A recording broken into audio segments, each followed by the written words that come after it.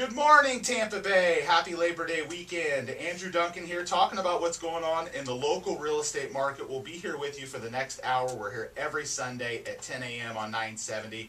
And if you're looking for a real estate update when we aren't on air, feel free to like us on Facebook or subscribe to our YouTube page by searching for The Duncan Duo.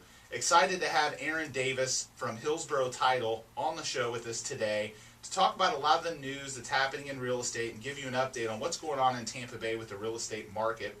If you have email questions, you're more than welcome to send them to us to radio@theduncanduo.com. And if you're ever interested in learning more about one of the guests or preferred vendors on our show, you can check them out on our webpage at theduncanduo.com/preferred vendors or click on the preferred vendors portion of our webpage. So, Aaron, appreciate you coming on the show with us this Sunday. And one of the first things I wanted to talk about was a release that I read on AOL a couple weeks back, but I haven't had you on the show in a while. But it's some reasons why real estate deals collapse. Isn't that just a crazy epidemic right now? Oh, geez. Yeah. Good morning, Andrew.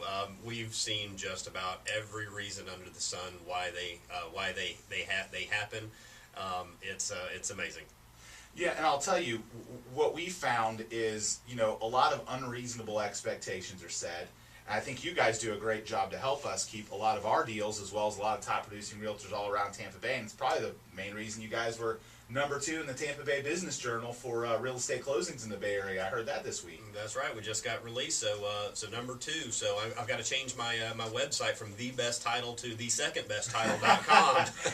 Just out of curiosity, how do they compile that data? It's based on Bay Area closings. They take the 5-county area: Manatee, Pasco, Pinellas, Polk, and Hillsborough, I believe it is. And I know some of them are there's an attorney's fund too that does a lot, and that's mixed between a lot of different attorneys that close deals. It's hard to track some of the attorneys close deals. They find it through the prepared buys on deeds and mortgages in public record, and compiling that data. So. Understood. So again, some reasons why real estate deals collapse today. The bank lending standards have heightened. That's certainly a challenge. They're a little more strict on mortgage applications. They want stronger credit. More down payment if there isn't as great a credit. A lot of challenges in the lending environment today is one major reason. A second reason I think is buyers want a perfect home. Yeah. And yeah. There's no such thing. No, there's not, and they have these misconceptions that are in the media right now. It's like, oh, there's so many homes. Just go out there and throw contracts down on 5 of them, and you'll get one of those, and you'll find something that you like better. Well, there's actually it's not quite like that. No, that's 2000. That's 2009 stats. Exactly. Today's stats show about 5.5-6 months of inventory, so it's not as heavy. But I think the buyers sometimes, especially first-time buyers, really need to go through a good coaching and consultation. They don't understand some of the intricacies of real estate. They have unreasonable expectations. Let's face it, the home inspector is hired to find stuff wrong with the house. There's not a perfect house. I've never seen a clean inspection report. Absolutely. There's always something wrong. Oh, absolutely, and especially with first-time home buyers. I mean, we were both there at one point, and you want that that first home to be special, and you want it to be perfect. And let's face it, it's not. But you have to have the vision in walking into a home, right, to envision a wall not being there, or it being decorated, or some crown molding, right, or what have you. And you get what you pay for. I mean, with so many of the buyers looking at distressed properties, you understand when you're buying a distressed property that it's going to need work. If you don't understand that, you shouldn't be buying one. You should go buy a new construction home, or a home that doesn't, a newer home, or a resale. But the distressed properties, because they've been vacant for long periods of time, because if the people didn't have money to pay the mortgage, they're probably not paying for the maintenance. Yep. So the distressed proprities generally need more things, and they're generally better priced. But there's a reason for that. Correct. Because you're going to have to spend some money on it. And I would stress the stress part in distressed property, because that's when we typically see buyers are the most stressed during those type transactions. There's a lot of obstacles with title. There's Absolutely. a lot of obstacles with, especially on short sales where you've got lenders to approve the deal. There's just a lot of challenges in distressed properties, and the buyer has to understand the reason they go through all of that. And the reason they buy the house that needs a bunch of work is because they're getting it at a great price. Absolutely. How many closings have you had where, there's an actual seller there, and at the closing table they're telling them how the garage door works and how these little intricacies of the house work, and make sure to put the pool pump on this setting. We've had a lot of them, but in distressed properties that happens. No, the bank bank took ain't gonna be ownership. there. Yeah, that's right. And the previous owner's not going to help you out because he's been foreclosed on. Well, one of the other challenges, and we mentioned the banks, and in terms of getting real estate transactions closed, is appraisals. The appraisals have been an obstacle today. The out of town appraisers, people coming from neighboring cities that don't understand the market, the pressure put on appraisers by the industry to come in conservative. There's a whole variety of reasons why appraisals come in low today, but it's just a fact. You have to be prepared for it. One of the things that we've been talking to a lot of our clients about, and it's a mind shift that not a lot of home sellers have come to grips with yet, but we're recommending people get it inspected up front, get it appraised up front. Yeah. It's not as if a realtor can't send comparables to an appraiser and help support the value, right. but it's one thing to have a realtor who has a biased opinion. The home sells, we get paid. If the home doesn't sell, we don't get paid. Right. Obviously, there's a bias there.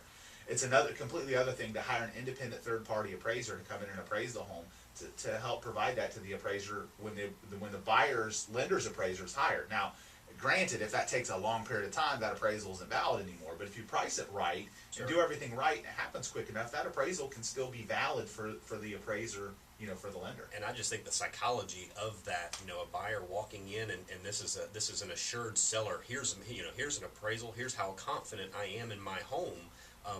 Please buy it. I think that says something. Yeah, we network and mastermind with realtors all around the country, and a lot of the top producing real estate agents and brokers across the company or across the country, are transitioning to this, where they're having homes appraised up front, and they're going to the buyer and they're saying, "Buyer, here's what it's worth. Yeah. And here's an independent, certified, appraisal that shows the value, and we're confident that it's worth what it's worth." And then not only that, but you can provide that to the appraiser. The appraisers today, they get paid a lot less than they did a few years ago. I sympathize. I understand their plight. And if you can save them some time by having a lot of that stuff already prepared, Yep. I think, as a home seller with an aggressive real estate broker, you're on the front end of it. So, Yep. another challenge, short sales, we know they're a nightmare. There's so many obstacles with additional liens on the properties and inspection issues and second lenders, and there's just so many challenges, that it's always going to be that way with short sales. You can't control them. No, and it varies so much from investor to investor, lender to lender, servicer to servicer, Agent to agent. agent to agent. You can't compare one to another. Now, there's no standard. I'll have people, how long does a short sale take? Between 1 month and 3 years. Exactly. Our best I think to date is 18 days, top to bottom on a short sale, and our worst is 2.5 years. Yeah, that is really the truth. There isn't a set in stone. You have averages. And you say the average is maybe 90 to 120 days. You're getting an answer, but there's so many things that we can't control or prepare for that it's hard. You don't want to commit to that time frame. And the biggest thing you cannot prepare for is human beings and what they're about to do. Right. So sellers all of a sudden change their mind midstream, file bankruptcy, to get a divorce, move away, and then all of a sudden they can't provide us with the information we need to get approvals. Right. And again, you're listening to the Duncan Duo Real Estate Show here on 970 WFLA. If you ever miss any episode of our show, you can get our podcast on 970WFLA.com or on our webpage at theduncanduo.com. And, the last segment that I wanted to talk about with deals collapsing is buyers getting cold feet. The financial market and the turmoil in the economy right now with the debt crisis and so many of the challenges that we have economically, I think, have caused people to be a little scared. Yeah, they all are, and they're listening to different media outlets. Now's the best time to rent. Now's the best time to buy. What should you do? Rates are going up. Inflation's coming in. It's confusing. It is, but if you just look at it from a number standpoint, look at what rates are today. Forget about what's going to happen. This is an investment. We feel that it's going to go up in value, and you're going to be able to buy for less than you can rent. Right, especially with interest rates hovering around the fours, values have dropped, so taxes and insurance costs have dropped. It's really just it is an amazing time to buy, but that doesn't mean it's right for everyone, but it is a great opportunity right now. And I think the people that get spooked by all the financial turmoil going on around, people will always need housing. And if you look at real estate, it's still a local real estate market. You cannot pay attention to national news stuff when it comes to real estate. Look at what's going on in Tampa. Talk to a pro in Tampa. We got 5.5 months of inventory. It's not that bad in Tampa. I mean, it's not all sunshine and rainbows, don't get me wrong, but it's been worse. Right. We've gotten better. It's improved. It's better than it was a few years ago. Right, and the people are still flooding into this market. This is one of the best places in America to live. You've got, beaches 30 minutes away. You've got, downtown sports, all these things, plus the sunshine, and you don't have to deal with snow. And you touch on something. The Florida Realtors issued an international profile this week that basically takes out the percentages of who's buying our properties, and approximately 25% of all sales in Florida are to foreigners. Yeah, that's a big number. Nearly all of them are for cash. Yep. Foreign purchasers buy upper end with a median price of $175, which is about 35% higher than the rest of the median price in the market. International investors cite value as a major reason for the purchase. Canadians were the top investors in U.S. property, with the UK right behind it. Brazil and Venezuela have now become more important. So international demand is helping to drive our market. And we sold a couple properties 2 months ago to billionaires from other parts of the world that bought high-priced homes, cash, never even stepped foot in them because the videos and all the stuff that's done online to market them today. And we sold homes to these people that really they hadn't even stepped foot in them, and they're buying $700,000 homes. Absolutely. So it's a huge market to target, and definitely something that's at least helping keep our market going on. So again, you're listening to the Duncan Duo Real Estate Show, and we will be right back after a quick break here on 970 WFLA.